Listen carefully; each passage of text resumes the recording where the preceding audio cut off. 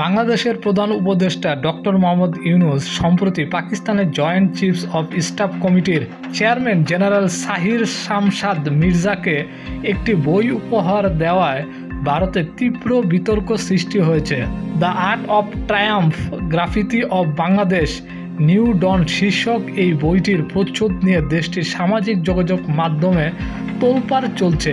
এই নিয়ে প্রতিবেদন করতে দেখা গেছে ডজনেরও অধিক ভারতীয় গণমাধ্যমকে। গত বছরের জুলাই গণঅভ্যুত্থান সম্পর্কিত বইটিতে মূলত শিক্ষার্থীদের আঁকা সেরা গ্রাফিতিগুলো সংগ্রহ করা হয়েছে।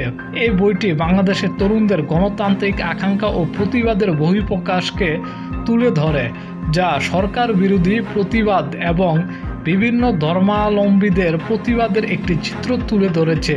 এই বইয়ের এর আগে প্রধান উপদেষ্টা বহু বিশিষ্ট বিদেশি অতিথিদের উপহার দিয়েছেন, তবে পাক জেনারেলকে এই বই উপহার দেওয়ায় ক্ষুব্ধ হয়েছে ভারতীয়রা। ভারতীয় নেট নাগরিকদের অভিযোগ, বইটির প্রচ্ছদে বাংলাদেশের যে গ্রাফিতি মানচিত্র ব্যবহার করা হয়েছে তাতে বিকৃত রয়েছে। এই মানচিত্রে ভারতের 7টি উত্তর পূর্ব রাজ্য, 7 সিস্টার, পশ্চিমবঙ্গ, মিয়ানমারের আরাকান রাজ্য এবং বিহার, ঝাড়খণ্ড ও উড়িষ্যার কিছু অংশকে বাংলাদেশের অংশ হিসেবে দেখানো হয়েছে বলে দাবি করা হয়েছে।